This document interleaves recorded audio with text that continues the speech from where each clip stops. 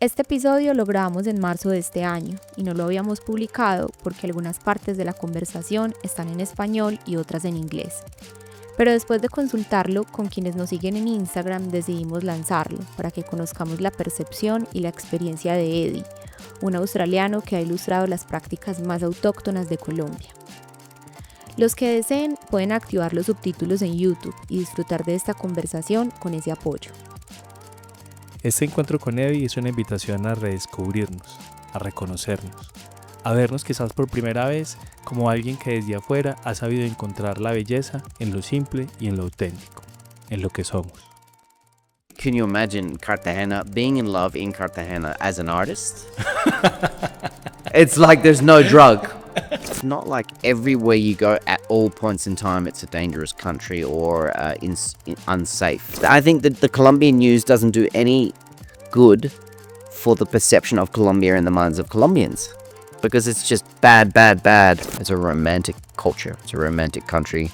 Vallenato, salsa, Gabo. 2020 went to Medellin, Boyacá, and then 2021 I went to San Andres and Tolima and Cali and Cauca and places like that. So I started to really understand Colombians more. For my first child to be Colombian, you know, the country I love, I look at him and I see what he eats and I see the fruits and I think, wow, how cool that he's been born in this beautiful country. I think in Colombia there's lots of problems, but you've got each other.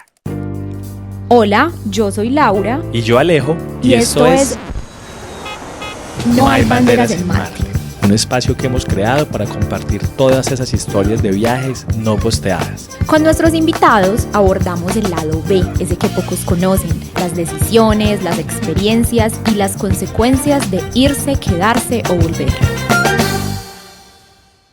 Hola, bienvenidos a un nuevo episodio de No hay banderas en Marte. El día de hoy tenemos un invitado colombo-australiano. El primer invitado anglo que tenemos. Ah, ¿qué tal? Estamos con Eddie White.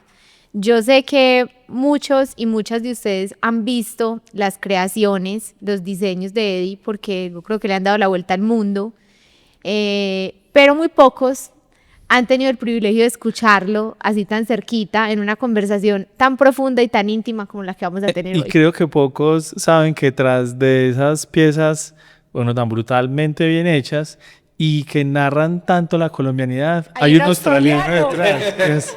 Eddie, gracias por aceptar la invitación. No, gracias a ti. Eddie, bueno, llevamos un rato conversando, una historia, mejor dicho, encantadora, la que nos has contado en unos par de minutos que llevamos acá, pero yo quisiera como empezar un poquito por el principio. ¿Quién era ese Eddie que estaba en Australia? ¿Qué hacías? ¿Y en qué momento dices, voy a irme para Colombia? ¿Por qué?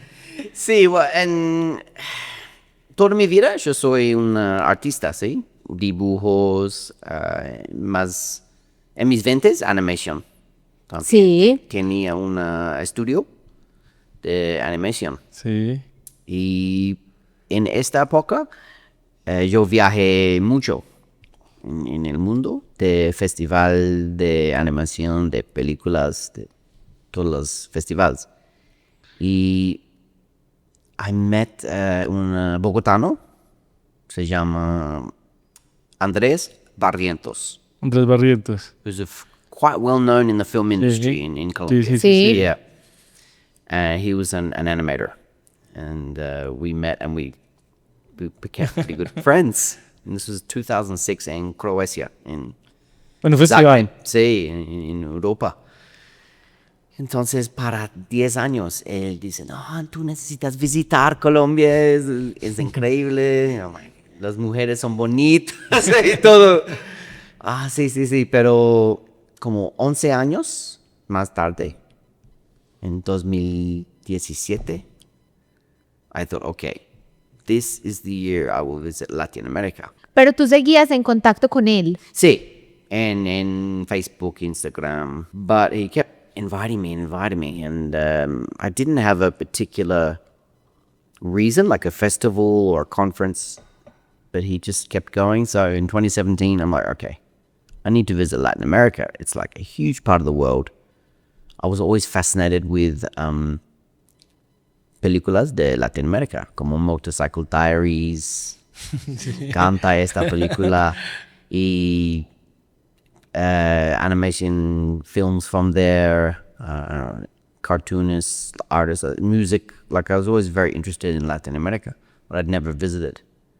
So I decided to visit Argentina, Buenos Aires, and come and visit Andrés in Bogotá. Y la industria del cine en Argentina está más desarrollada que en Colombia, definitivamente. Exacto, Sí, más famoso. Sí. Y me encanta Buenos Aires. Es que chévere. Y también en Instagram, yo hablar con una chica colombiana de Zipaquirá, en Cundinamarca. Y nosotros videollamada. Sí. Y ella estudiar inglés en una universidad. Y practicaba inglés contigo. Sí, practicar. Pero, yo soy enamorado. Instante, es como, wow, ella es como mis dibujos. Ella es una muñeca, sí. Pero con él y con ella, tienen razón a visitar. Claro, tenías más razón, ya otra razón más para visitar Colombia. Solo con él es mi plan, pero cuando yo hablar con ella, ok. Ya. Ahora sí. Sí, Aquí fue. El poder de las chicas colombianas, ¿sí? Es un poder fuerte. So, yo visitar para 3 semanas en 2017, solo Bogotá y Cartagena con ella. Y me encanta. La cultura es muy diferente de Australia, Bogotá. Bueno, hay que aclarar que tú eres de una ciudad relativamente pequeña. Sí, Adelaide. En Australia. Un poco también como retirada de... Más tranquilo. No tan retirada como Perth, pero sí está... Pues no es ni Melbourne. Sí. De la playa, vino. Sí, los viñedos. Ahora decíamos que sí, Australia es un país que en general es muy tranquilo, pues cuando hablamos de una ciudad que no es una ciudad principal, pues es aún más tranquila. Entonces, para ti tiene que haber sido, Eddie, un contraste muy grande decir, pues voy a dejar mi ciudad pequeña en Australia y voy a venirme para Bogotá. Entonces, Buenos Aires primera, ¿sí? Y Buenos Aires es gigante también. ¿Más gigante o más pequeño? Creo que es más grande. Más grande que Bogotá, sí. Entonces, mi primero was Buenos Aires. Wow, it's like very royal, regal, old. It was beautiful. It was a beautiful city. Un poquito más europea también, un poquito más una versión. Exactly, más... yeah. I would say aesthetically, the buildings and the museums, it's a better looking city, right? At first glance than Bogotá. But the beautiful thing about Bogotá is that you're in the mountains. So you enter this very natural, almost mystical kind of environment. And then there's this chaotic city. But it's also very green. You've got lots of parks. You've got lots of trees. You know, it doesn't feel like oppressive, like maybe some cities that are hot or cities that there's no trees. And it's just like, you know, too much. Hay un par en Europa, sí, Yeah, que exactly. es cemento y concreto, y nada más. Totally. And even there's cities in Asia like that too, where it's like, well, but no, I didn't feel overwhelmed by Bogotá. I felt really comforted.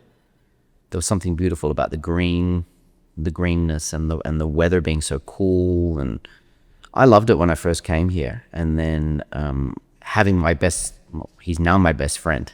Andres is now my best friend, but at the time we were just friends. And then being in love, it was like... Con la chica... Yeah, I mean, can you imagine Cartagena, being in love in Cartagena as an artist? It's like there's no drug.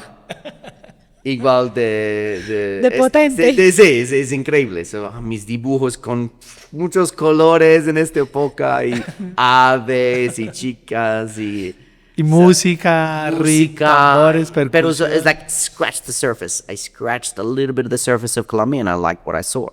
But I didn't think I was going to move here. I didn't think that I was going to relocate my whole life. I thought that she was going to come and study in Australia. Oh, okay. That was the plan. A practicar más, Yeah, más inglés. And I think I think sadly, like the perception that a lot of foreigners have, particularly from first world countries like Australia, and is that they think, well, why wouldn't you want to move to Australia?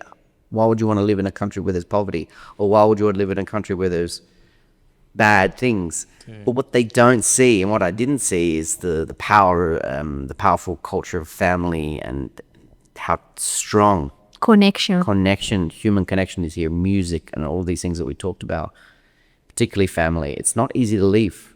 You know, you left to go to Australia, but it probably wasn't easy for you. Australians, easy. It's like, okay, bye mom, bye dad. No tears. No, it's like, it's a different experience. So I never thought of moving here then, because she was talking about coming to Australia. So, but as it didn't work out, that particular relationship, because of the distance and things like that. But what it did do was it really sparked my love of Colombia, and with Andreas as well, because he introduced me to certain things as well. And then it's funny though, he always says that I'm more Colombian than him.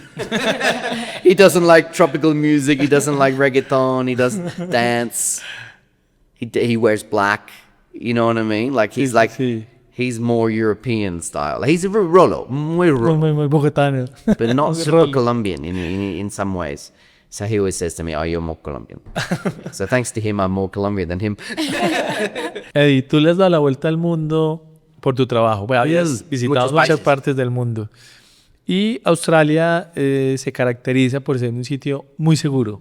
Sí. Muy seguro en cuanto que te van a robar, por lo menos con una pistola. No existen motoladrones o sicarios, ni traquetos. Sí. No. Paseo millonario. No, eso no existe. Lo que puede pasar es que de pronto si te descuidas y dejas un bolso, alguien lo puede coger. No, pero eso pues sí. Hipotética, de pronto en Sydney, en Melbourne, sí, más factible que pase. Y cuando llegaste a Bogotá y viste el ritmo de esta ciudad, y también que hay que, como decimos en Colombia, no podemos dar papaya, hay que estar un poco, nosotros decimos alerta. Que desarrollamos como un extrasentido, que puedes ir por la calle caminando, hablando con alguien, y al mismo tiempo estás mirando que alguien pasó como con más ojos. Sí. Vas escaneando toda la situación. Sí. Como que el cerebro... Sí, es interesante porque yo creo las cosas inseguras son realidad, es realidad, ¿sí? Sí. No es fictitious. But I also think Colombians are over cautious because you've grown up. Well, you can get your phone stolen in the car. You can get... But you notice that everything in Colombia, it's always revolved around robberies. It's usually someone wants to steal something from you, and they'll either steal it, or the worst comes worse is that they'll kill you trying to steal it, right?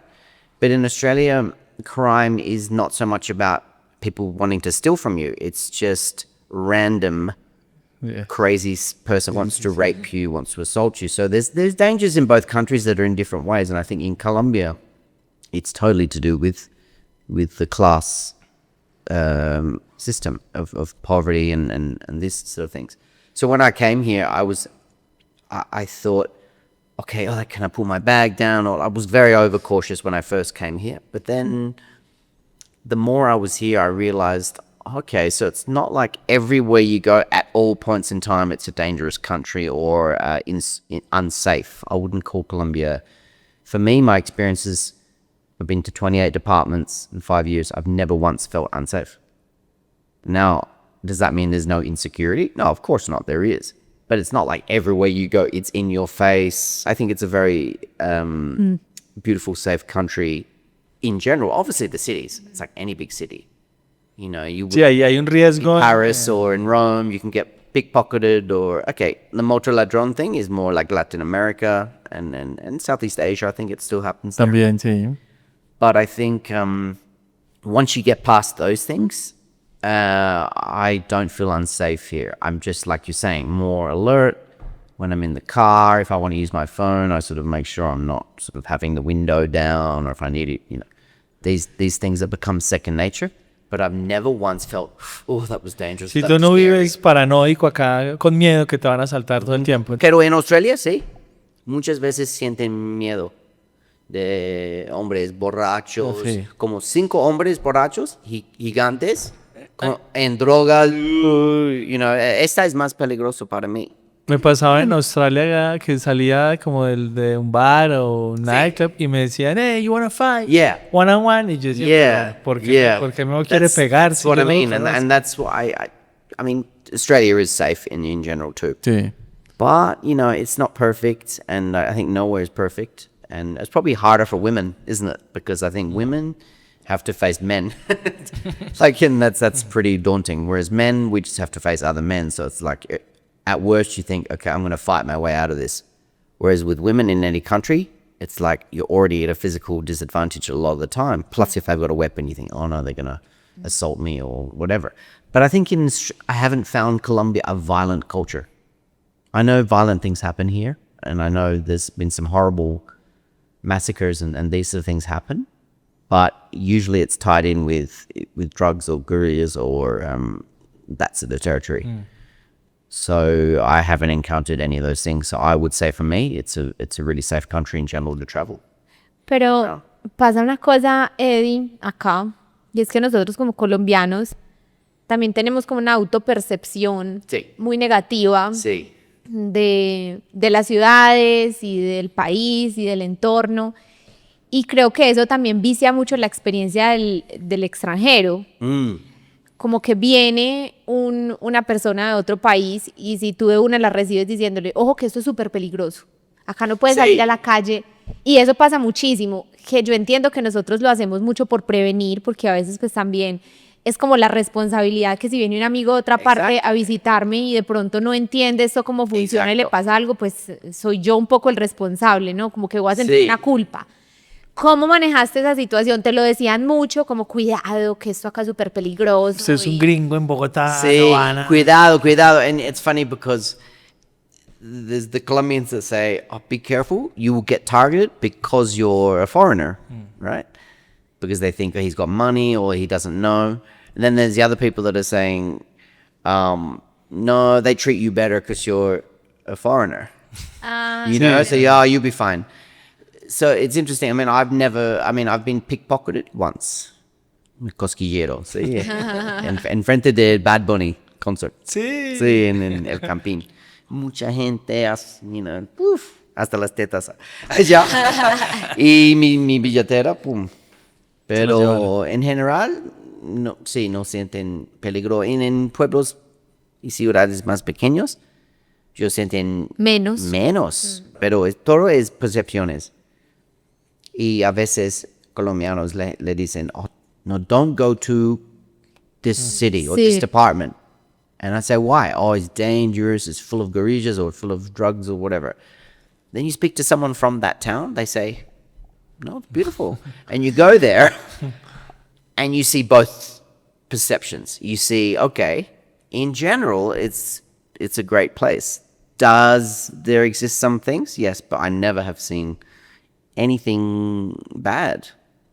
So I'm thinking, have I just been lucky in 28 apartments? Or is in general very good and the bad things are actually more like a minority? I think that's the case. Usualmente las malas noticias hacen mucho más ruido que... Yes, I think that the Colombian news doesn't do any good for the perception of Colombia in the minds of Colombians. Because it's just bad. Every day there's something bad, someone killed, someone hit on the Transmilenio, someone Like, what does that do for a country like that's already got traumas from the past? It doesn't help. So I don't like watching the news here because I find it very fear-based. This stuff still happens, but I think here it's like, oh, there was a shooting in Bogotá. Oh, I'm never going to Bogotá. It's dangerous. Oh, there was a guerrilla somewhere in Putumayo. I'm never going to Putumayo. And these places are big. It's like, at the moment, like in Catatumbo, there's big problems in Catatumbo. But that's Norte de Santander. It's like Cúcuta is 8 hours in the car from Catatumbo. So like you can be in Cúcuta and you wouldn't know things are going on. So I think that sometimes it's all about perception And that can be foreigners' perception versus a Colombian perception, which are different because of your experiences and family and childhood and stories. And then the perceptions of Colombians that have within Colombia of other Colombian departments, which is I've found is often completely wrong. It's warped. I say, have you been to Arauca? And they say, no. I'm like, and I'm not pretending to be that everything's perfect or that Colombia is like, no, it's all flowers and fiestas. But I think we have to be realistic about it and go, okay, there's bad things that happen, but it doesn't mean that everywhere is dangerous. Y sabes que me parece muy interesante esta conversación, sobre todo porque siento que sí nos ha hecho también mucho daño la información que se difunde a través de los medios, porque pasa mucho acá en Colombia que la gente dice, no, a ese lugar no vayas o esto es súper peligroso y la gente ni siquiera ha ido en la vida. O sea, hay muchos colombianos que no han querido o no han tenido la posibilidad de salir de su entorno pequeño, de su ciudad. Si nací en Cali, nunca he salido de Cali, pero creo que ir al Putumayo es lo más peligroso. Yeah, exactly. Entonces es también como un mito que se empieza a crear y esto se empieza a crecer. Muchos años. Claro, muchos y es años. una cosa que nos afecta mucho a nosotros, que estamos en el lugar, en cómo nos relacionamos con el país, pero también cómo nos paramos nosotros frente a otros lugares y frente a otras culturas y frente a otras personas que vienen a visitarnos. Y también la gente afuera de Colombia, colombianos afuera de Colombia, and they left in the 90s, the 80s, 90s, Sí. 2000s. El peor momento. And there was a lot of problems in lots of places in those times. So they say to me, Colombia's dangerous, I would never go back. And so, when did you leave? 1995. Oh, Nunca has vuelto. and then I can understand, okay. En los últimos You know, I can 30 understand años why. ha Ha cambiado, cambiado mucho. muchísimo. Y eso es una cosa que le repetimos mucho a la gente también, y es que hay que darse la oportunidad también de cambiar las versiones. Así como uno cambia cuando se va.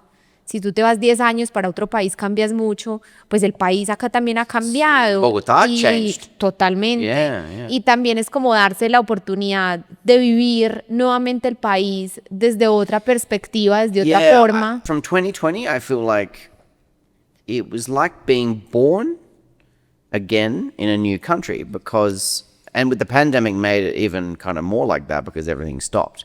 But I think that's the beauty of being a immigrant, isn't it? Is that you get to experience a country immediately from when you arrive, not 20 years before, 30 years before. You don't have the baggage, trauma, emotional, scars of those things which, and every country has them to a degree. Australia is a pretty lucky country. We haven't had war or, that kind of Sí, también son una isla aislada del mundo. Exactly. But if you arrived in Vietnam now, it's going to be different than you arrived in 1970. So it's like, Of course. so I think there's a beauty of of arriving with like a baby. You don't have the perceptions and the things. So I tried to live my life like I had been seeing everything new.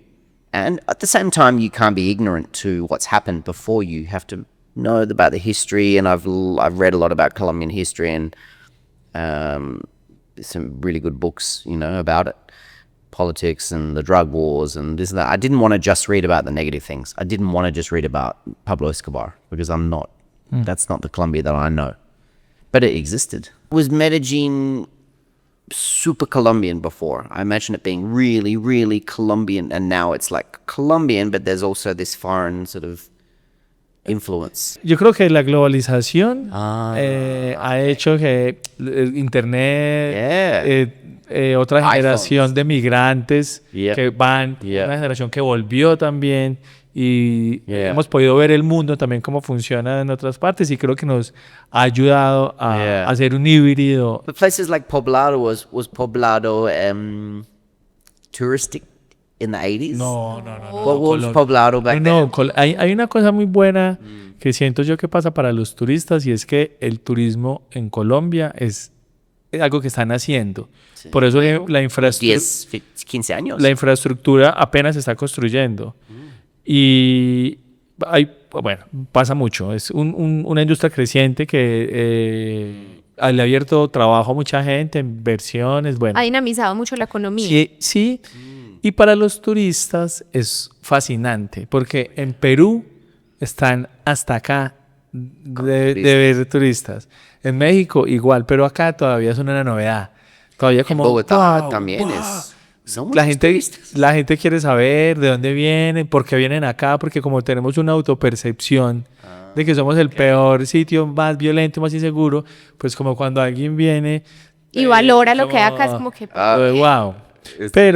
Pero yo quería hacer algo y es antes de este paréntesis que hicimos sobre la percepción de violencia de Colombia, que me parece súper valiosa y me parece brutal escuchar la versión que tienes de Colombia, que me parece fascinante lo que dices. Continuamos con la historia porque quedamos hasta que tú viniste y fuiste a Cartagena y te enamoraste en Cartagena porque estabas... Oh, and then I went back to Australia. Sí, And then came back here in 2020. Guay. 3 años Why? después. Why? 3 años después. O sea, Sí, 3 volviste. años después. In Adelaide, I felt like everything was very familiar. Everything was very comfortable. But it was like nothing was surprising. And I think as an artist, yo quiero sorpresas todos los días, en cualquier forma. So I think I needed something different, and I said to myself, there's got to be more out there for me, creatively, personally, in every way. My first plan was Buenos Aires because I really loved Buenos Aires as a city, but it didn't quite work out. And then I spoke to my friend Andres, and he said, look, my apartment is free because I'm in Mexico working. You can come and stay in my apartment for 6 months. You can rent my apartment for 6 months, and then you can explore Colombia or Latin America from here. I'm like, okay, that sounds a good plan. So I went briefly via Buenos Aires, had a good time, but then on to Colombia, and then arrived here in February 2020. In the middle of February. And so, yeah, just 5 years pretty much. And then my friend Andres, again, said to me, come to Cartagena for the weekend. I'm there for the festival. ¿Y qué pasó con el amor de tu vida? En todo ese Oh, tiempo, No, eso se acabó. Ella, no. En Colombia, I was like, entusada existen. Sí. En tusa. Tusa es real. Tusa colombiana es fuerte y tenía un tusa increíble con ella. Pero yo hablar con ella y cuando yo vine a Colombia, I traveled the first time to see it, but the second time it was for me. It wasn't for her, it wasn't for anyone else. But I thought we would chat again, Sí. we would see each other again in some way. So that was a little bit of a romantic, Affair. yeah, like a little possibility. But it was like, okay, there's many more Colombian women too, so if I don't end up with her, I'm not going to be lonely, you know what I mean? So I wasn't like pinning all my hopes on that relationship. So when I arrived, I didn't see her for, I think, 6 weeks. And then we eventually saw each other. And it was like, oh yeah, I've still got that feeling. So it was like, oh, okay. But then I went to Cartagena, and then the pandemic hit when I was at the Cartagena Film Festival. They shut down all the festival, except the parties kept going, which is so Colombian, right? It's like there's a pandemic, shut down everything, but we're still having a party. no puedes ir al supermercado, pero... Yeah. So I was in these parties that were like packed with people, wall to wall. I mean, it was like COVID would have been at the party. And at that stage, it was like, how bad can this be? Mm-hmm. It's just a cold or something. And then, then it hit. And then I got stuck in Cartagena for about 7 or 8 months during the pandemic, which was Pero interesting. Andrés estaba en Cartagena. He was no. there as well, Okay. in Manga. I was in Centro Histórico. Sí. So we were close-ish, but we didn't really see each other a lot because it was so strict. You couldn't just go walking the streets. You couldn't just do whatever you wanted there. It was very, very strict. Al menos que hubiese una fiesta, nada. Yeah. Exacto. Eddie, pero pensaste en ese momento como esto se puteó, me voy a volver para Australia, o sea, o que Australia Yeah. mande un avión. Yeah, no, Australia didn't have COVID, right? at that Sí, stage. a ese At that momento. stage, it was fine. Sí. Y cerraron fronteras súper Yeah. estrictos. I had family members saying, "You've got to come back." I said, "No, I just moved my whole life, packed up my apartment, moved out." And mentally, I was here. You know what I mean? I wasn't in the past. I'm not going to move back to the past. There's no way I was going to move back. So I stayed. I was in Cartagena. It was beautiful. There was no people. So I thought, I'm not going to get COVID here. Like, there's no one in the streets, let alone coughing, you know? So so I kind of embraced the weirdness of it all. And then in that time, before that, my drawings were really focused around romance, sensuality, love. They sort of had a tropical vibe, which is I had an audience in Latin America, and they were a little bit Latino in their style. But I wasn't drawing about the culture of Colombia. Like I drew about the girls of Bogotá, and I think that's it. So when I was in Cartagena, I started drawing more and more about. I still kept drawing my sensual drawings, and that was my big audience was Colombian. Young Colombian women loved my sensuality in my drawings. For whatever reason, they clicked onto it early. But I thought, okay, well, I want to start drawing about cultural things. So I started drawing about food and music and language and stuff. And then I got a bigger audience. And I did this drawing called the A to Z of Colombian things, which was like A is for arepa, aguardiente, arequipe. And I did this whole thing and it went viral on Twitter and Facebook. It went huge. So suddenly I had 10,000 more followers. And I was still trying, so I was like, okay, so I'm doing these sexy kind of, they was sort of erotic, but kind of playful, playfully erotic.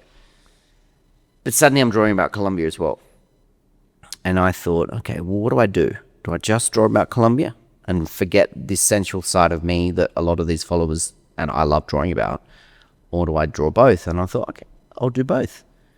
So the start was difficult because I'd post something about like arepas, and then the next one would be like something very like sexy, and they'd be like, "What are you saying about as a Colombia? What are you saying we're all like whores? What are you saying we're all prostitutes?" I'm like, no, that's not connected to that. But when it's in the feed, that's the way people started to perceive it. So I had a few problems early on of people going, "What? I followed you for pictures of arequipe. I didn't follow No por cosas not for sexy this." de- Yeah, so they unfollowed me. And then the girls who would follow me just for the sensual stuff were like, "Oh, you don't do all the sexy stuff anymore." So I had to work out how to do the balance of dibujos con sabor.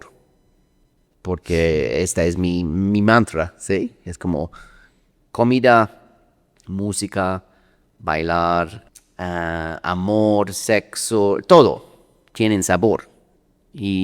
And that's why my drawings all have some touch of one of those things. And language as well, you know. So it took me a bit to work out how to get from where I'd come from. And if you look at my drawings when I was in Australia, they were very sexy, very like, and so I think Colombians who didn't follow me then look at my stuff and think, "Oh, Eddie's drawing about Colombia. Why is it about sex?" And I'm like, no, I was drawing that before I came to Colombia. But Colombia fed into it in another way because it is a very sensual country. You know, more than Bolivia, more than Ecuador, more than Argentina. It's a sensual country because of the music, because of the beauty, because of the mix of cultures, and there's something very sensual about it in every aspect of it. And then you got religion on top of that. So you've got this really amazing sensuality of Afro-Colombian culture, Spanish culture, indigenous culture, and then you put religion on top of it, and you get this very interesting mix of things. And then you got the other things like the controversies with, like, you know, narco aesthetics and reggaeton and salsa and all these other things. So it's a beautiful place to draw about sensuality, even if some Colombians, I think they like deny it. They're like, "No, we don't like sex any more than the next country." And I'm like, well, it depends. It depends what your perception is. But for instance, Thailand is a very sensual country. Sí. But South Korea is not sensual. You know what I mean? And then like you can tell Spain is sensual. Germany's not. It doesn't mean they don't have sex. It doesn't mean they're not into it. But it's just a different vibe. And Colombia for me is the most not just sensual but romantic. It's a romantic culture. It's a romantic country. Vallenato, salsa, gabo, you know, like it's a very romantic place. Creo que los países que estamos en el trópico compartimos un Exactly. vibe, sí, como una It's not onda. like Bogotá would be the least sensual city in Colombia. Like Sí. Medellin is sensual, Cartagena is sensual, Cali is sensual. You know what I mean? Like, Yes. Bueno, puede competir con Pasto de pronto. yeah, Bogotá exactly. con Pasto. Exactly. O de pronto hay una forma de sensualidad que no... It's different. no- It's different. sí. Yeah, exactly. Like it exists in Bogotá because everyone's from Sí, somewhere claro. else. Sí, total. People aren't born in Bogotá, they're from other places. And it's got so many restaurants, so the sensuality of food is here. And it's got so many bars and concerts, so the sensuality of music's here. So there is, to me, Bogotá is more sensual than like the most hottest city in Australia. So, you know, it's sometimes about the weather, but sometimes it's also about the culture and the weather together. And you do it like Brazil. It's like a sensual country. So I'm really interested in exploring those things through drawings. And because for me, they're the most beautiful things in life. Food, music, love, sex, dance, you know. Y Colombia es un foco de todo eso. Yeah. You never run out. You never run out because it's like I was saying, it's a romantic country. Like people are romantic. They do sweet things for each other. They send each other songs. They buy little chocolates for each other. Like this, in Australia, romance it's a little cheesy. Esa es la queja de muchas chicas que se consiguen novio colombiano, chicas australianas que se consiguen colombiano, y como está muy bien, pero creo que es too Chill. much. Sí. Yeah. I don't think the Colombian man with the Australian woman, it's a mix that I think probably is very like they probably have great sex. Sí. They're probably like, you know, but then after a while it's like they Literal. don't know how to do it. Yeah. Whereas I think Colombian women and Australian men, it often is the Colombian women who aren't super like romantic. They want something a bit more like straightforward. And Australian men are like reliable, loyal, pretty honest, not the most interesting, not the most sensual, not the most flamboyant or like passionate, but they're just like, oh yeah, I'll be there, cool. That's like it, you know what I mean? Whereas like in Colombia, it's like, yeah, mi amor, mi cielo, like esperar, you know, like it's a different thing. And so I was more like that. I was more romantic. And I was living in Australia. Tú eres un romántico en Australia. Toda mi vida. El solo romántico. Toda mi vida me encanta. Desde mi infancia me encanta. Oh, niña, esta chica es bonita. Y dibujar ella. Y toda mi vida es romántico. ¿Por qué? No lo sé. Mis hermanos no como eso. No. No son tan románticos. No tan romántico. Mis papás, mi mamá, mi papá tienen romance, sí. Pero no es como Colombia. Yo creo, I think I was always meant to be here. For some reason, I was always meant to be here. I'm not sure why, maybe to have my son. But I think now that I'm here, I couldn't live anywhere else. I just think about living in Australia and I go, ugh. I think about living in America, USA, and I'm like, no. I think about Europe and I'm like, I really love Europe, but it's not Colombia. You know, and I think that's what Colombia has done to me. It's made me embrace my romance, embrace my, you know, sensuality and primal side. You know, in relationships here, the man can be a man, and he can still be a man here. Not in a horrible misogynistic way or anything. But he can be a man. You know, you can still be the man. You can be romantic, but also like an animal, you know. It's like there's like the two things. We're in Australia, you have to be a man, or you've got to be like totally like gay and like, you know, it's like there's like that. So I think Colombia is beautiful for me because it's allowed me to explore all the different sides of being who I was. La pandemia fue un periodo muy extraño para todos, ¿cierto? Como mucha incertidumbre, no sabíamos qué iba a pasar. Tú en Cartagena, pues tampoco podías como desarrollar tu plan. a plenitud porque todo estaba muy controlado. ¿En qué momento dices, bueno, ya se acabó la pandemia o no se ha acabado, pero yo necesito seguir con mi plan? Y también a ese momento tú ya te dedicabas como por completo, o sea, vivías del arte, de dibujar, de ilustrar, o tú venías como con ahorros de Australia y estabas ahí como mirando a ver qué ibas a hacer. Eso es una pregunta súper que hacemos en Colombia. Es, ¿usted de qué vive? Yeah. So, I think after the pandemic, well, after the lockdown, I knew that I wanted to explore Colombia more. You know, that was the first thing I wanted to do. I wanted to know Colombia. Todo. See, todos los departamentos. I would like, because I only knew a couple. And I'd done some exploring of it through my drawings, which gave me the taste for wanting to explore it in real life. And so I started doing that in 2020. I went to Medellin, Boyacá, and then 2021 I went to San Andreas and Tolima and Cali and Cauca and places like that. So I started to really understand Colombians more from traveling. You know, I started to get a different sort of thing. Disculpa, yo quiero decir algo sobre eso, y es que a veces yo me pregunto mucho, a veces voy manejando y veo extranjeros en Medellín y digo, ¿cómo verán ellos esta ciudad? O sea, ¿será que los extranjeros ven Medellín como nosotros la vemos? ¿O cuál será la versión que ellos tienen ¿De Medellín? Sí, que tienen los extranjeros? Y cuando, yo no sé cómo la verán, pero creo que vos, con los dibujos que haces, con las ilustraciones que haces, creo que la entiendes. No sé si todos lo logran entender así, o es una cosa tuya en particular que en realidad logras entender ese país. Es impresionante. El humor, el sabor. Sí. Además que hay una capacidad de síntesis. De abstracción. Porque creo que si a nosotros como colombianos... It's a study, isn't it? It's like an organic study. Someone said to me, it's like a sociological Sí, total. Oh, study that you're doing. Yeah, and Sí. I never set out to go, I'm going to do a sociological study, because I don't have that academic type of brain. But I set out to explore food and music and love and all those things in whatever country I ended up in. And so Colombia was like, oh, I don't need to go anywhere else, because Colombia started to give me so much, so many new things. It was like Medellin, like you're saying, the perception of Medellin. I loved reggaeton before I went to Medellin.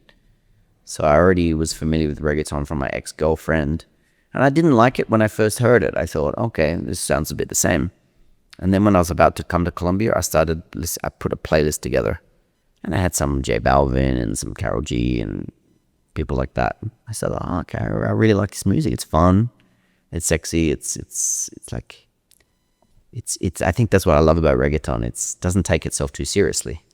You know, it's fun. It's not like the highest form of poetry, but it's fun. And I didn't grow up with it like you guys did. So you grew up with Don Omar, you grew up with Nicky Jam and Daddy Yankee. Like, we didn't have that in Australia. Maybe Gasolina. Aussie hip. Exactly. Aussie hip hop, rock, pop, electronic. Yeah. So musically, we're pretty two-dimensional, I would say, compared to Colombia. So I loved reggaeton before. Oh, wow, I'm looking forward to come to, the home of reggaeton in Colombia. And people say to me, oh, Eddie, you're going to love Medellin. I'm like, I didn't know what they meant by that. They said, like, women are beautiful. And then I went there and, okay, like, it was cool. Like, it was pandemic, post-pandemic, so it was pretty quiet compared to Medellin normal standards, but it was interesting. Lots of motorbikes, hearing reggaeton everywhere. The complete style of dress was different. The way Paisas dressed was different. They dressed in men and women, more urban sort of vibe. Sí. So that was my first impression, and I thought, I've got to draw this. I have to draw about because I'd drawn the girls of Bogotá and the girls of Cartagena, and I do like a drawing of 2 or 3 women, and then I do little arrows pointing to the different clothing, the hair, the accessories, and because it's different in every city. And so I did my Medellin one, posted on Instagram and Twitter on like a Saturday afternoon. Then it was like a shitstorm. I was like, you couldn't have. It was like, it was the craziest thing. Someone took hold of it on Twitter. And now I don't know if it was a feminist or it was a academic feminist or something like that. And they used my drawing or me as an example of a colonizer, or, you know, it was something completely far-fetched and ridiculous, or the sex tourist or something like that. And this is what they think about us. They think we're just trashy prostitutes. I'm like, what? Where have I said that in the drawing? You're reading that into the drawing. I never said anywhere that you're prostitutes. I never said any. So then I realized, oh, okay, so when you draw something about another culture particularly, and you put it out there, it's already loaded with baggage that I don't have. So you would see something in it that I don't. You would see something in it that I don't.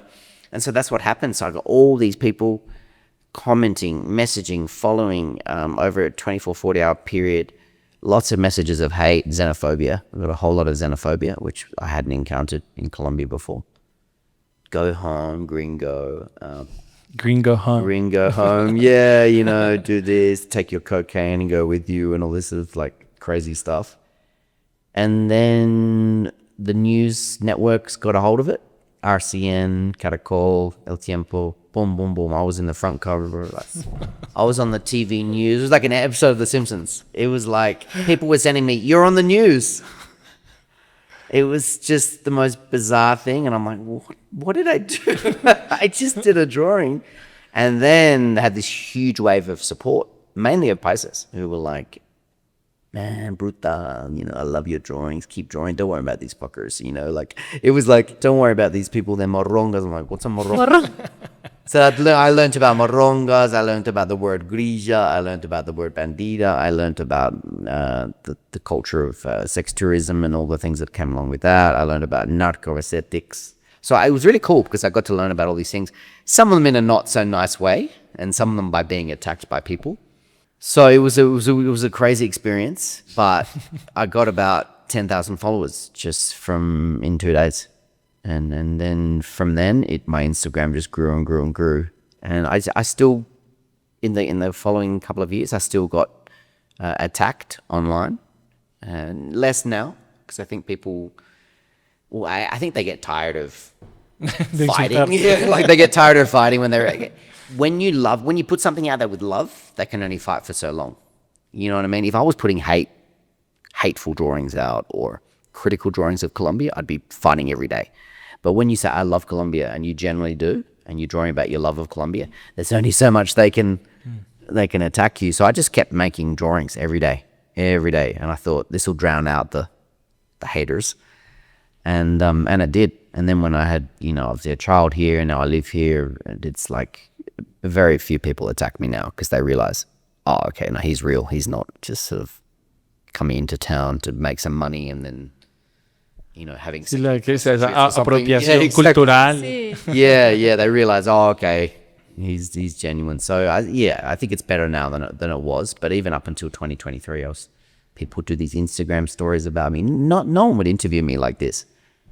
They would do these stories about Australian draws Colombian women. He's drawing about sex. He's this, he's that. Deport him. People were tagging like the alcaldía and like Numeral migración send Colombia. Eddie White home. Someone tried to do a hashtag, you know, 2 people tweeted it or something, you know, so it was like, it was crazy. So that's why I love talking to people like you, because out of the other end of it, I got a whole lot of great followers. I mean, I've nearly got 300,000 followers, and pretty much most of them are Colombian, here or overseas. Eddie, Like you. ahora que hablamos de eso de send Eddie back home. Hashtag. A ver, siempre pensamos que nosotros como latinos o como colombianos, emigrar implica un tema súper complejo, que es el tema de las visas y las regulaciones, ¿cierto? Pero yo sé, ya nosotros también sabemos, que cuando un extranjero decide venirse para Colombia e instalarse acá de forma permanente, pues eso también Con visas, implica Hay unas unos gestiones. desafíos. ¿Cómo has hecho tú para gestionar ese tema de la regulación y los permisos de residencia y eso? El primer año yo soy una visitante. y yo aplicar para una visa visitante con abogado. Ahí está, abogado. Sí. El proceso es un poco complicado porque existen como 35 visas diferentes en Colombia. Entonces yo pagar para un abogado y yay, successful. Because it all stopped during the pandemic. Everything stopped. All the visa processes. No one got visas. No one expired. Everything just stopped. So I got a visa for a year. And then since then I've had 3 migrant visas. And they're usually around independent work. So if you can prove you've got either Colombian businesses who are hiring you to work, contracts, and also bank accounts. They want to see that you've got enough money in your bank account that you're, self-sufficient. So you're not sort of relying off anything here. So that was the first few. And now the visa I will apply for next is also a migrant visa as a parent. And then the next one will be resident. So you've got to be here 5 years as a migrant visa to get your residency, to go for a residency. I think it's probably easier now that I'm a father because they can't kick. So if you want to stay in Colombia, Tengan un hijo. have a baby. No, it's true, isn't it? Because if you get married, they can say you're not really married. But they can't do much when you've got a child and you're one of the caregivers. What can they do? And particularly the Colombian family, the strength of families here, they realize the importance. So yeah, that's how the process works here. So Eddie, más o menos cuánto dinero puede costar una visa de esas a las que tú ya has aplicado. I don't remember exactly, but I hired a company, an agency, to do it for me, which I actually recommend. Because yes, you have to pay more, but you don't make mistakes. They know everything. They know which visa to go for. The first one, I had to go to Mexico City. And I said, why are you sending me to Mexico City? There's an ambassador, there's an embassy in Bogotá. And they said it's much more strict in Bogotá. So they sent me to Mexico City. So I had to go to Mexico City in the middle of 2021 to get my Colombian visa, which sounds crazy. Yes, Insane. sounds crazy. But I was so happy when I got it because I didn't want to leave, And so I remember being in Mexico City, which is a really cool place. But I remember I got my Colombian visa. It was approved. I went and had some lunch, and then Carlos Vives was playing in the restaurant. I'm like, it's like genuine emotion of like, oh, I get to be here. So there's something, now I can't leave. Now I know I'll be here for life. I don't remember. I'm really bad with numbers, but I think it was around 2 million something Colombian pesos to hire the agency to get the visa to do the stuff. Pagar papeleo. Yeah. Obviously, to fly to Mexico City, it was bore. Has mencionado varias veces a tu hijo colombiano. Sí. Cuéntanos un poco cómo llega Cisco, en qué momento, cuántos años tiene. Sé que estás súper enamorado de tu hijo. Sí, mi hijo es, mi vida en Colombia, mi vida, mi corazón. Y él es una bebé sorpresa, ¿sí? Sí. No es un plan, pero el cambiar Colombia changed me, and I think he changed me even more because as a child does with anyone, they change you. But for my first child to be Colombian, the country I love, him being a surprise and him being a happy child. He's a happy child. It's funny, he picks up fruit and sniffs it. He's got that sensual thing, he loves music, he's dancing. He's romantic. And so I'm like, well, of course he is because he's my child, but he's Colombian as well. So he's born into, like, I look at him and I see what he eats and I see the fruits and I think, wow, how cool that he's been born in this beautiful country. Es bogotano. He's a Bogotano, yeah, with blood from Valle del Cauca and from Tolima.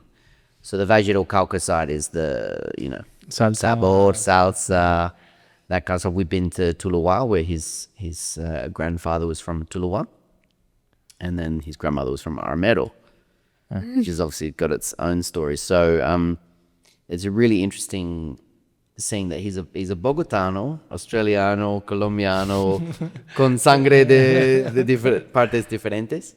Pero sí, le encanta música, le encantan comida, le encantan... es muy coqueto. También él es muy coqueto. ¿Cuántos años tienes? 16 meses.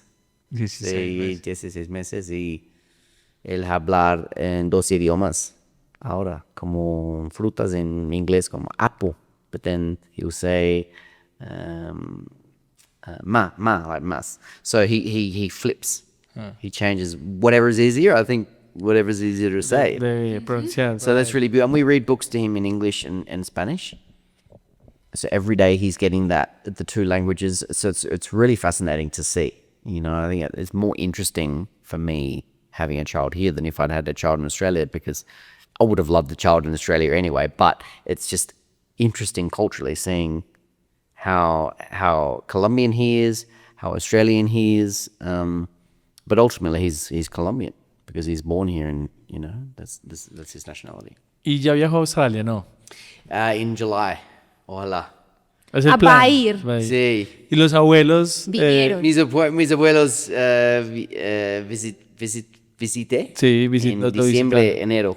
Pasaron la Navidad acá. ¿Tus papás? Mis papás. Y ellos enamorados con él y Colombia.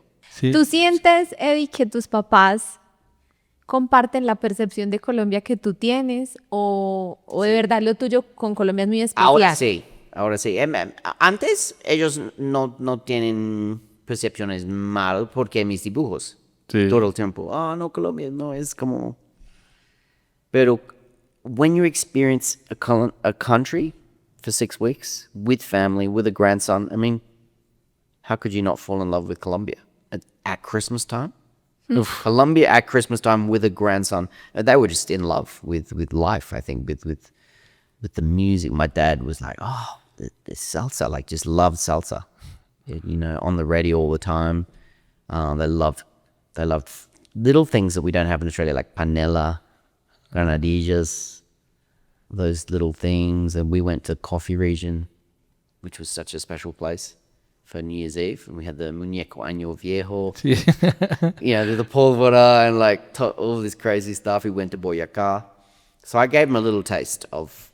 They didn't get the tropical Colombia like Cartagena, but they fell in love with Colombia, and they saw why I loved it, and which was great because it would have been terrible if they'd come here and thought, we don't like it. So they're pretty positive people in general. They're not sort of complainy people, but they loved it. They fell in love with it, and now I think because of him they love it even more because it's like linked.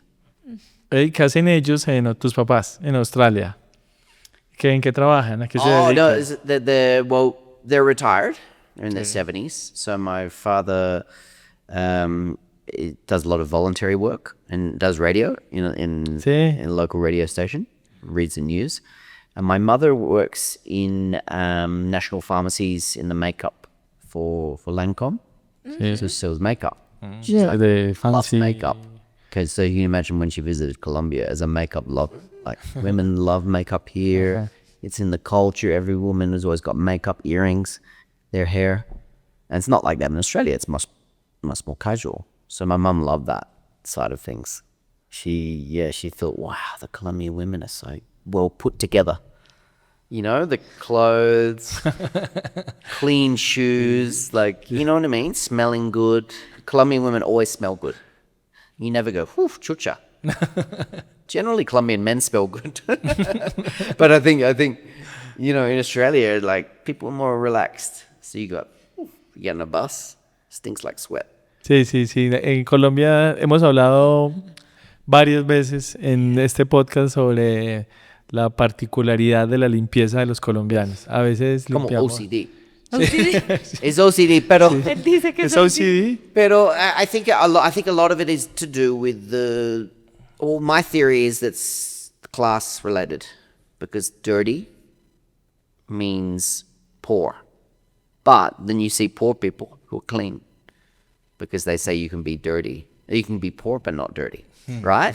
So it's very much like pride is the pride of like, even if you haven't got a lot of money in Colombia, the house is going to be clean. The woman's cleaning with a bucket of water and those, El andén. every day, and a jabon rain with the clothes and all this sort of stuff. Whereas like in Australia, it's much more casual. Like, Sí, total. Sí. like people don't go to that sort of effort. But yeah, here it's beautiful because for a sensorial person and a sensual person, it means, because my nose is super sensitive. I can smell everything, right? So I'm like, I'm always smelling nice smells here. Me encanta porque tiene una lectura, creo que tiene unas lecturas de cosas colombianas que ni siquiera los colombianos Nos detenemos a hacerlas. detenemos a pensar sobre eso. Me encanta. Me parece que tus dibujos tienen como muchas horas de tratar de entender Sí. cómo pasan las cosas. Lo de jabón rey me parece particular que lo menciones. Yeah. And I think drawings, because I love details, as I was telling you earlier, like drawings allow you to put that detail in, little details that Colombians go, oh, the backpack on the front, Sí. or the white sneakers. And now I feel like I can see someone and tell where they're from in Colombia, from their appearance, hair, the way they talk, everything, the music they like. It's really cool. It's really cool. Eddie, tú ahorita mencionaste que tú te ves acá, pues, permanentemente. Es como tu plan. Y ahora con un hijo que tienes acá más. Mucha gente piensa que este no es un lugar adecuado para crear un niño. Porque es un lugar difícil, sí. Y particularmente Bogotá, la gente le tiene mucho miedo, es una ciudad grande, la gente le... Comprar de Adelaide.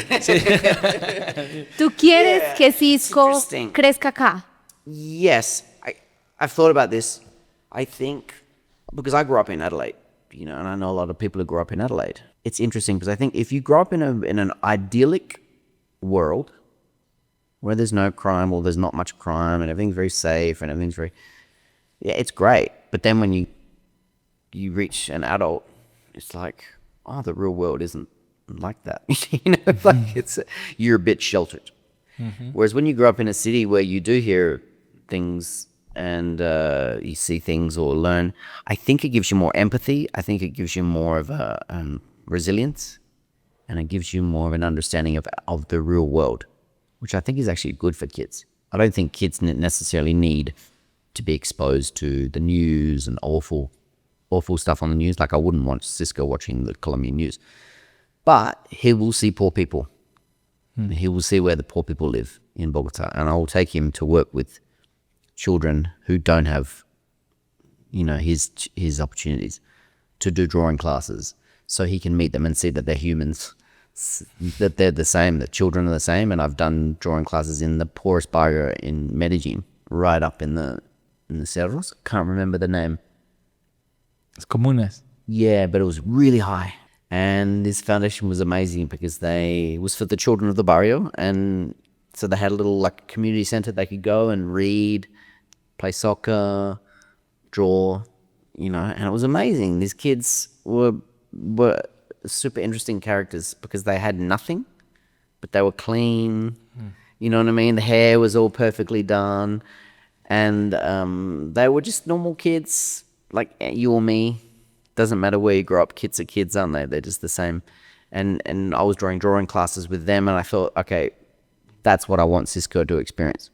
So he's got empathy. So he doesn't think he's better than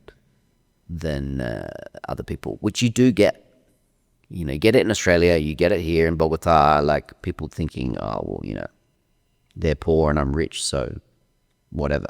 But I think if you've got empathy, I think it'll make you a better person in life. And I think that's my plan is to show him all of Colombia. So he grows up knowing the nature, knowing the culture, knowing the people, so that he doesn't think Colombia is dangerous or that he doesn't think it's, you know, a bad place. So he just sees the reality. That's my idea, rather than taking him and sort of you know, hiding him from things, and I'd take him to Adelaide. Oh, don't worry about Colombia. No, like Latin America is a huge percentage of the world's population. It's a huge part of what the world is. So I think there's something beautiful about experiencing that. And I think that's the problem with Australia, is that everyone's got something. They've all got, not necessarily, Australians aren't all rich, but they've got cars, houses, two dogs or two cars, and then they've still complained. They still find things to worry about, and I just feel a bit like, not embarrassed, but like, I think even when I was there, I was thinking, oh, why can't I have that apartment? Why can't I have that car? Whereas in Colombia, I don't think like that. I think, okay, look at that person who's washing their hair in the puddle in the street. Like, I've got a shower, I've got food. So it gives you a feeling of gratitude, I think, living in Colombia, because you see what people don't have. And also that some people are born into that, you know, children born into poor barrios. They've got no choice. They're just born into that situation. A mí me pasó cuando llegué a Australia que cuando vi, obviamente Australia tiene unas partes donde hay muchos también problemas sociales y Problemas mentales. también muchos problemas Mucho mental mentales salud. y problemas de adicción a las drogas duras. Muchas drogas. Pero en general cuando veía no sé, a las Son pobres. No, eso, a las 4 de la tarde, como un césped inglés, como el prado, el pasto, niños rullos jugando frisbee con los papás. Y yo decía, me volaba la cabeza pensar como, solo porque nacieron acá, en esta parte del mundo, ya, tienen la vida medianamente resuelta, ¿sí?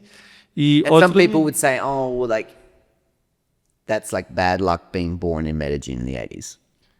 Versus being born in Adelaide in the 80s. Sí. But your life is your life, and you're probably doing this podcast because you've got an interest in humans and empathy and stories.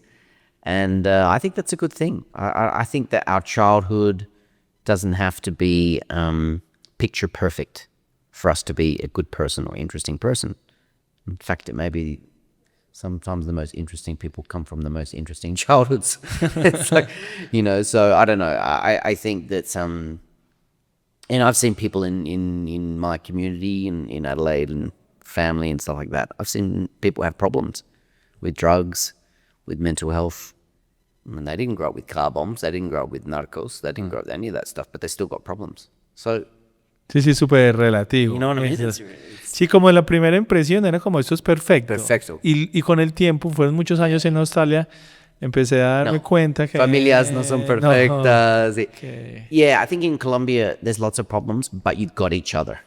You know what I mean? Like, you've got music, you've got fiestas, you've got traditions, you've got church, you've got abuelo, abuela, tíos, tías. In Australia, it's like much more separate. Muy solos. Yeah, you feel depressed. You live alone in a house.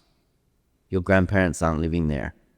You haven't got music playing. You have, like, it's just a different sort of community and different culture. And I used to think Australians were happy people, and I think they sort of are, like compared to some other countries. Like America, the USA at the moment, I think people feel, to me, mentally not happy as a whole. The whole country feels like mentally unhappy. Whereas Australia feels like, okay, it's a bit of both. Whereas in Colombia, it's like, despite all the problems, people are happy. You go to the poorest barrio, and the kids are still playing soccer. Más felices. The grandfather's out the front listening to music, drinking a beer. It's like, they're not all crying and, oh, you know, poor me, poor me. And they could, because they've got their neighbors and they've got their family. So I think this family support here is something that is really beautiful. And I think that, I hope it never changes. You know, I hope that Colombia always feels like a big family. And to me, Colombia feels like a pueblo. Like the whole of Colombia, if you could capture it, it's like a big pueblo. And people are, there's good people and there's bad people, but in general, people are good, I would say, about Colombia. That's my experience so far. Me encanta la Eddie, percepción de Eddie. escucharte creo que es muy terapéutico. para, That's pues good. para nosotros, y yo sé que para muchas de las personas que nos están escuchando, porque sí a veces nos hace falta como esa dosis de esperanza, de creer en lo de nosotros, de sentirnos también valiosos Sí. en un mundo que en estos días yo estaba hablando mucho, que como que hago una lectura general, global de lo que está pasando en el mundo, y es como que cada vez la economía y el dinero... Because you live in Medellin now. Sí, Both Sí, of sí, you. sí. sí, sí. Permanently. Sí, Sí, sí, Or sí, you, sí, sí. you want to live there, you want to stay there, or you want to live somewhere else. Or... No nos gusta mucho pensar ¿Qué que vamos a algo es hacer? para siempre, nos da Pero- como... Pero estamos ahí, Pero sí, sí, sí. o sea... Después de muchos años de movernos, ahora estamos en Medellín. Yeah. Y la idea es irnos por temporadas, pero tener grabar. como, Yeah. como base Medellín. Are you political? Very political people? Sí. Yeah. I was gonna say, asking Colombians if they're political, it's like, you know what I mean? Like Sí, sí, sí. Colombians, I think by nature, particularly from the big cities, you're political. Someone said to me, "Oh, what is art like in Bogotá? What are artists like?" I'm like, "They're activists. Sí. They're all Total. activists. They've all got a strong opinion. They're all fighting for something. They're not just drawing funny pictures or cute pictures or." And I think that's maybe why my drawings provided an antidote to all of the, Sí, sí. apparel. Porque es un punto en el que convergen todos. Yeah, but Están más desprevenidos. sometimes you need those things. You need the anger and the politics and the fight, but sometimes you want a pretty picture and a song and it's happy and something sexy and cute and whatever. And I do that. And so I don't want to draw about politics particularly. I don't want to draw about these. Y no te lo recomiendo. No, I don't want to draw. No te vas a meter, Ay, no, por favor. Polémico, ¿sí? no te vas a meter ahí. I read about the current government. I've heard about past governments, and so I do listen to it, and I like having discussions about that. More so, learning from you, because it's not the country I've grown up in. But for me, yeah, I prefer to put something into the world that makes people smile, that makes people laugh, that makes people nostalgic, because then there's enough stuff telling us all the problems about Colombia, and there's enough stuff telling about all the things that we need to do.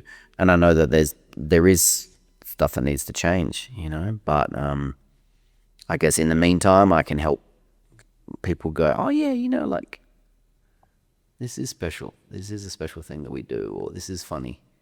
Es muy interesante Yeah. porque yo siento que en tus dibujos, en tus creaciones, nos encontramos todos. Todos Los que colombianos. tienen una afinidad política, los que tienen la otra, porque es una cosa como tan nuestra y tan cultural, Sí. que a la final es como un punto de encuentro Si tú donde eres- nos une indiferentemente de las ideologías. Si tú eres de centro, de derecha, de izquierda, yeah. eres apolítico, Yeah. lo que tú haces, todos nos identificamos ahí. Yeah, it's cool because if I draw about dulces, Sí, you can't really. sí, You armar. can fight. People still find a way. No, you drew it wrong. Eso es un dulce comunista. Yeah, exactly. No, but music, food, love, sex, doesn't matter what political party you're from, or their experiences that we all have as humans, let alone as Colombians. But it's really interesting because I glean a lot of my information from my followers. So I'll say to them, like today, I said, "What's your favorite song to clean your house to?" And I'll get a whole list of songs, or what are your fears from your childhood? And then they send me every fear. And I'm going to draw about the fears, the pata sola or madre monte or diablitos or whatever it is. And so I learn constantly from what the followers are telling me. From obviously my experiences traveling around has been really good, because I feel like if I'm going to draw about a culture that is not my culture, traditionally, then I want to know it. I want to be able to draw about Arauca. I want to, and now I've been to Arauca, I'm like, oh, I can draw. I'm not just imagining what I think it could be, so in general, I like to draw more about the places I've been to than the ones I haven't yet. Someone will say to me, why haven't you done this drawing about, Cesar? And I'm like, because I haven't been there yet. Algo similar nos pasa a nosotros con este podcast. Como que hay muchos episodios que nosotros podríamos hacer virtual. Sí. Y podríamos seguramente tener conversaciones con muchas personas que nos encantaría. Yeah. Pero hay algo que da la cercanía, estar en el lugar, entender el contexto, Different. que le agrega totalmente mucho a la experiencia. And I've done podcasts before, virtual, and like they're fine, but it's different. You don't Sí, get, hay otra you don't get onda. that depth. Yeah. Sí. It's not intimate. It's not. It's more surface, Yeah. and they can be fine. But I know I much prefer. This is the first podcast I've done in person. Oh, actually, no. I did one more. I think I've done 2 podcasts in person, and much better. Y ahorita Lauri estaba mencionando algo sobre lo que dijiste de Colombia y cómo premiamos nosotros lo que está bien económicamente. O sea, si tú estás bien económicamente, como siento que la economía en Colombia siempre ha sido un desafío y hay una guerra de tratar de salir adelante, como le decimos en Colombia. Y a veces nos quedamos solo en el tema económico y nos olvidamos de esa magia también que tenemos porque tampoco quiero que estoy seguro que no es una oda a la pobreza, decir, no, estar pobre es estar bien y quedémonos ahí. No, No, hay gente que la pasa muy mal. pero tampoco puede ser que todo sea enfocado al hacer plata y nos olvidemos de lo que somos nosotros y de esas particularidades que tenemos que nos hacen tan colombianos, esa familiaridad que tú hablas, ese romanticismo que le ponemos a todo, a la comida, al encuentro de unos frijoles, de un ajiaco, de un sancocho, del sentarnos a compartir. Creo que el afán de estar pensando en plata a veces nos puede hacer olvidar de la magia. I feel like a lot of the Colombians who leave Colombia, it's economical. They're not leaving culturally because they don't like Colombian music or they don't like the food or they don't like their family. It's because they can't earn the kind of money here that you can in Europe or in USA or in Australia. But on the flip side, like you're saying, money isn't everything in life. Mm-hmm. Look at the richest countries. Some of them are unhappy people. Mm-hmm. And they got everything, but they don't have any connection with culture or love or family or spirituality, any of these things. So for me, living in Colombia, obviously I have to earn a living here as well.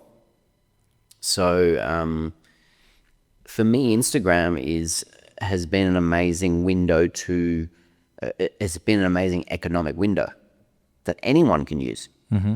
You know, you don't have to be like, someone said to me, oh yeah, but it's easy for you because you're a foreigner. I said, yeah, but I still have to live. Like I'm not earning money from a big contract in Australia. I'm not, when I first moved here, I still had some contracts and stuff. But in general, it's all 100% of my income is through Instagram, is via clientes, marcas. We need drawings for Samsung. We need a drawing for, this brand, Cafe Colombia. So they pay me to draw promotional content that ties into what I do that also promotes their thing. But I've also got lots of followers in Europe, in USA who, I want a portrait of me and my girlfriend in Cartagena. Okay, so I can charge for that. I can draw that. So I sell books, I sell clothing, I do talks at events, I do talks at schools. So I've got to have 10 different revenue streams to make money, and I still don't make the kind of money that my friends in Australia make, but I make enough money here to, rent an apartment or rent 2 apartments, which will be the same as 1 apartment in Australia, and pay for my child. Y es mensual, no semanal. Yeah, exactly.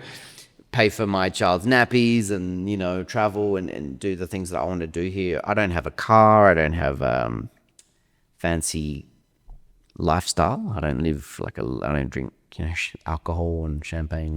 No, all I want to do is draw, explore Colombia. So I think if you work out what you really want in life, what do you want the most in life? Usually it's not actually connected to finances. It's connected to what that can bring you.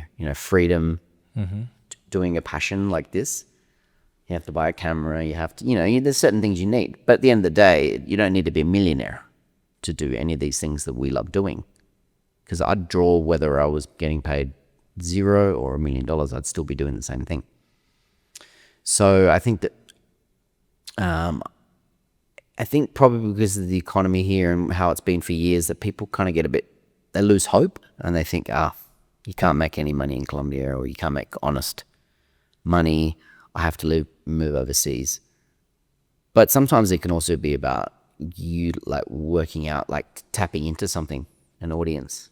And a Colombian could have done what I did on Instagram, but they didn't, because they probably thought, I don't want to draw. Well, why would I draw about stuff? You know what I mean? Sometimes it's just because, so yes, I'm foreigner, so it's easy for me in some ways because I don't have the baggage, or I don't have that thing. But I still, I don't like that idea that every foreigner is rich or every foreigner has money, because it's not true. It's not. I mean, we're not poor, okay, but I still have to earn my living as an artist, which is a struggle sometimes.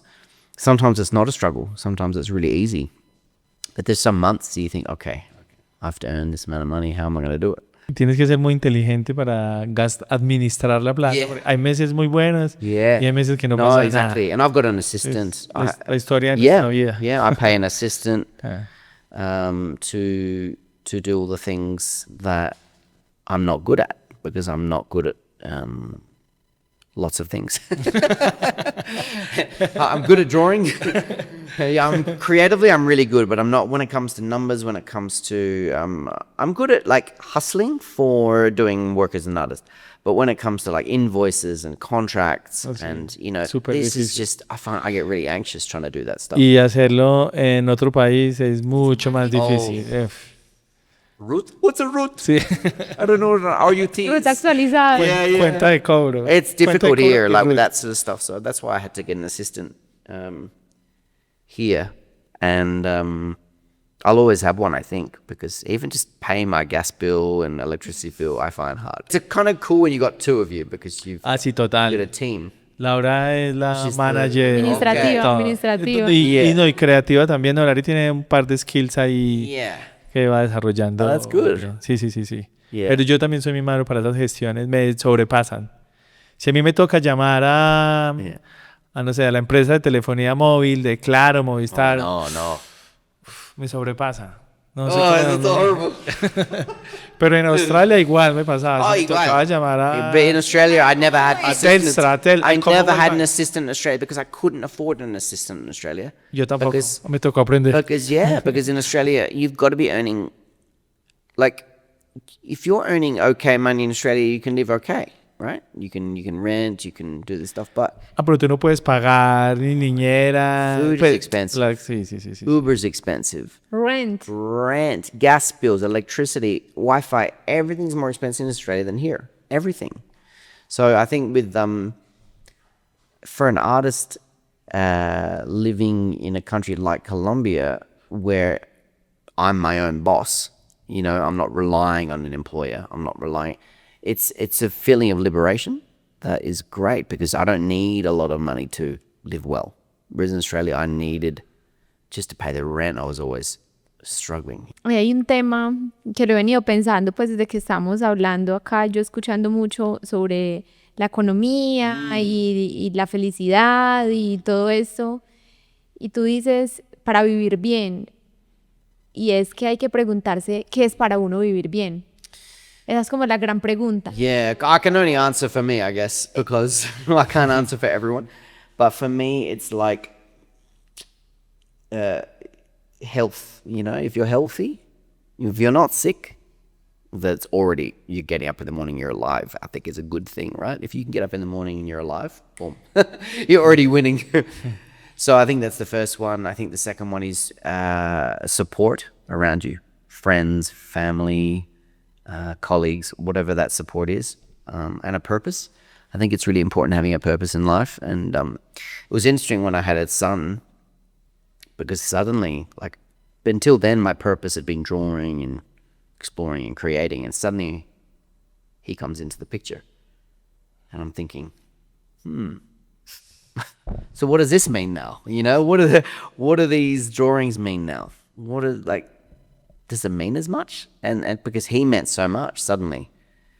And trying to balance those two things, because, you know, a lot of the time I'm drawing so I can earn money, so I can pay for his things, all my things. So I think being a father made me less Selfish. yeah, definitely less selfish. Absolutely less selfish. You still got selfish aspects. I think artists almost need to have some level of Tiempo selfishness. para crear y para hacer lo que quiera. Yeah, exactly. So I wouldn't argue that I'm completely selfless, like a lot of parents, particularly mothers.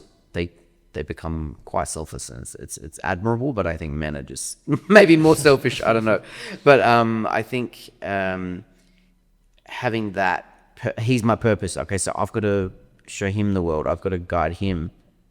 I still enjoy drawing, but I don't draw as much as I used to. You know, now it's like when I can fit it in, when he's sleeping, when I go somewhere, or I used to sometimes draw all day. Like I could literally spend all day drawing. It's so much content. Like you look at 2022 on my Instagram, every day 2-3 drawings new. I can't do that now. Casi que no cuadramos ese encuentro. Yeah. ¿Cuánto tiempo desde la primera vez que Laura te contactó? Pasó un año. Yeah. Yo creo, porque Cisco estaba muy pequeño. Yeah. Y Eddie me decía, es que yo no puedo a tal hora porque yo a esa hora estoy con mi hijo, yo no puedo a tal hora porque es que it's difficult. yo tengo un bebé recién nacido, yo no puedo. Y yo decía, güey madre, Yeah. ¿cómo vamos a lograr esto? Yeah, because I work from one of my apartments I work from Mondays and Fridays, and I'm pretty much do the lion's share of my work on those days because it's just me. Sí. And I could just put a podcast on or put music on and just draw and have lunch and then draw.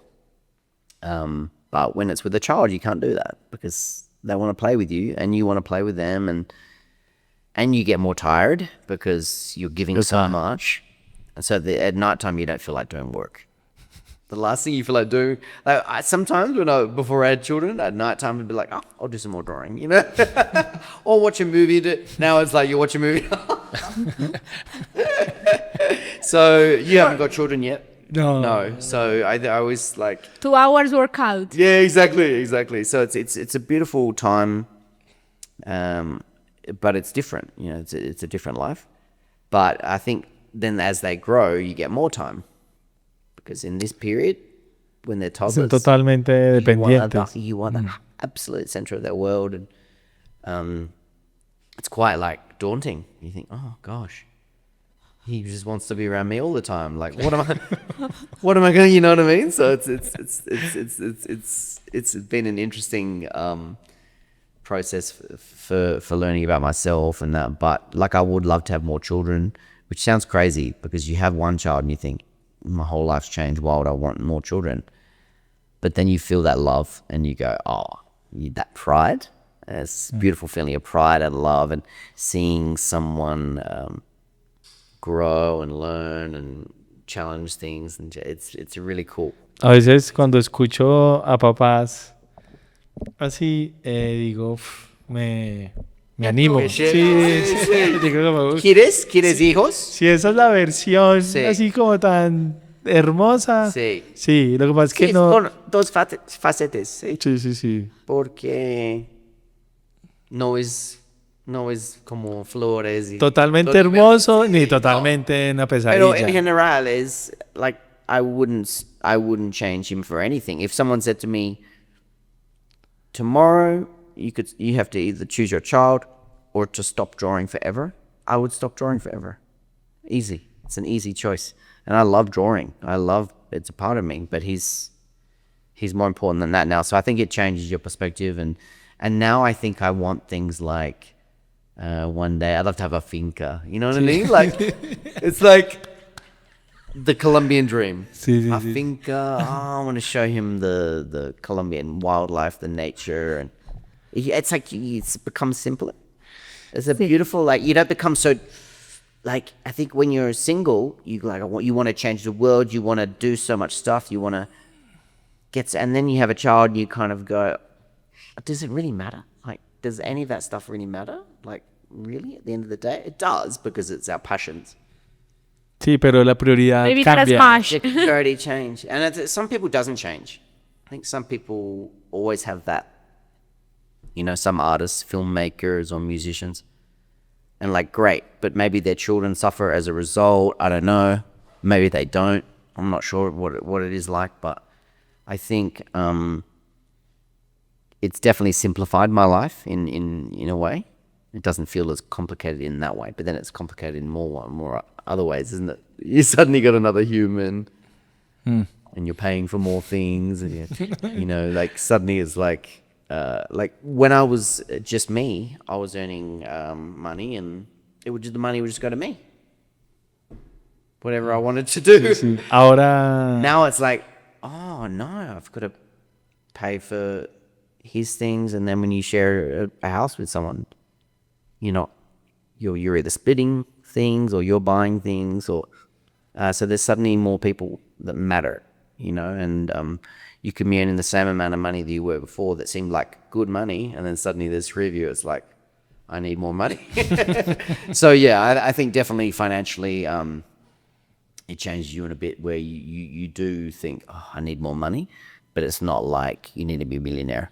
You know what I mean? Like, I don't know, like, you don't need to be a millionaire to be happy. If you're happy and then you become a millionaire, great, you're probably a happy millionaire.